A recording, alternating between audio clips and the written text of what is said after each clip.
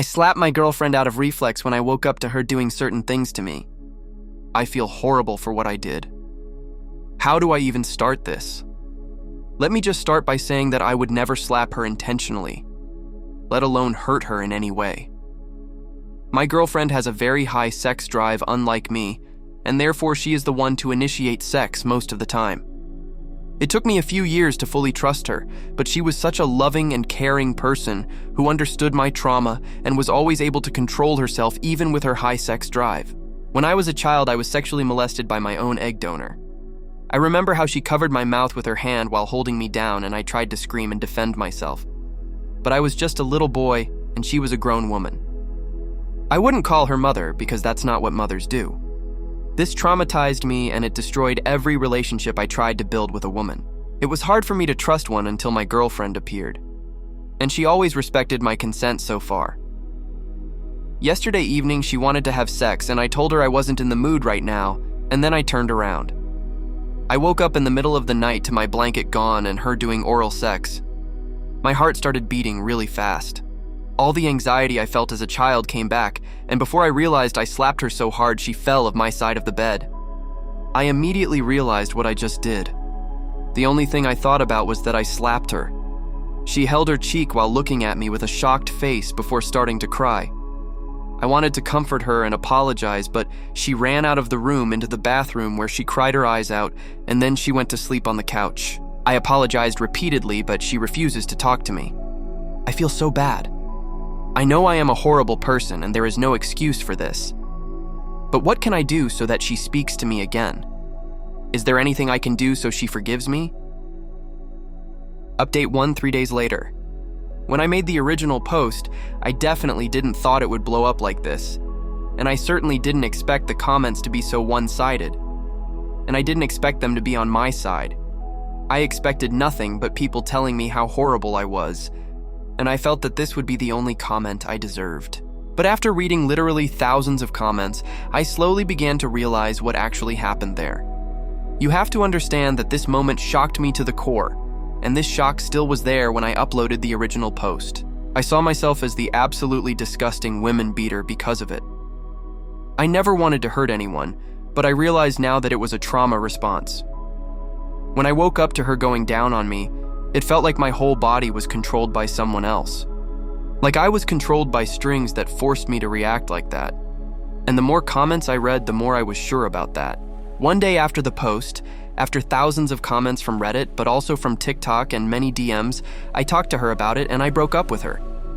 Because all of this made me realize that my perspective of loving and caring was pretty fucked up. I realized that she showed me the bare minimum of compassion someone should have in a relationship, and I noticed many toxic patterns I haven't realized before. But going into them now would not only be irrelevant to the actual topic, but it also would take way too long for this update post. BTW, she refused to apologize to me and demanded an apology from me. Besides my now ex-girlfriend, I only had one friend. I don't have an actual mother or a father. I don't have grandparents or siblings. Just this one friend. So I really lack of healthy bonds in my life. Breaking up with her was a hard thing to do, but it was necessary. She currently stays with her mom, who also called me yesterday to ask why I broke up with her. And I saw no reason to lie and just told her everything. She was quiet on the phone for a while and then just told me her daughter's ex-boyfriend broke up with her for a similar reason. She said it wasn't the same situation, but a similar one. And then she apologized. She didn't go into details, but if I'm interpreting it correctly, my ex seems to have a thing for traumatized men. But again, there is no evidence to support that claim. That's just how I would interpret this conversation with her mom. So what am I going to do now? Well, I'm going to therapy and probably won't enter a new relationship anytime soon. I focus on myself and I have to heal. No, I won't press charges, because that would mean that I would have to deal with it in a negative way and put energy into it that I just don't have. I hope you can understand that. Her mom is probably going to punish her anyway, and losing the respect of a person you love dearly, I can imagine that's worse than what she would get as a punishment from the court. As for you, I would like to thank you all for your comments. The comments you left on the original post, the private messages, but also all the comments you left on the TikTok post that shared my story. If you left a comment on one of the TikToks, chances are I've read it. Thank you all so much. Update 2 5 months later. I can't believe that I'm updating again after such a long time, but now something happened, and I think some of you might be interested. If you read my previous posts about this topic, you know what happened.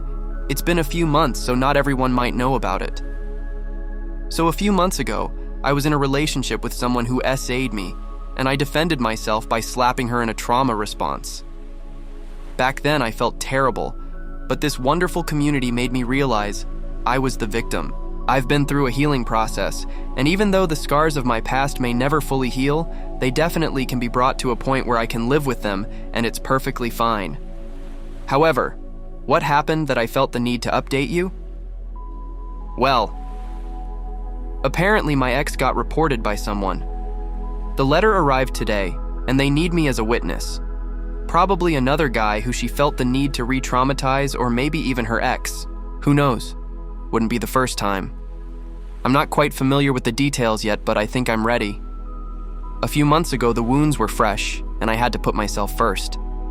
This is why I refused to report her myself. I explained back then that if I reported her, then I would have been forced to deal with this again in a negative way and put energy into it that I just don't have. But maybe I can get something close to justice now that I feel better. I think I'm going to do it. Final update 1 year later. The last time I updated was a year ago. It's probably time to tell you what happened. Quick summary. The last time I was called to court as a witness when a man assuming one of her exes accused her of the same thing. I shared my story and she was found guilty. Turned out besides me, there was another guy who was also called as a witness. And our stories had so much in common you wouldn't believe it. Interesting enough, her mother wasn't even trying to defend her daughter. She just apologized to me again in person when we left the building. If you're thinking my ex got the deserved punishment, well, I don't know about that. You decide for yourself if you think it's enough. She wasn't sent to jail, just to 6 months community service. But if I'm honest with you, I'm fine with that. It was never about whether her punishment was great enough.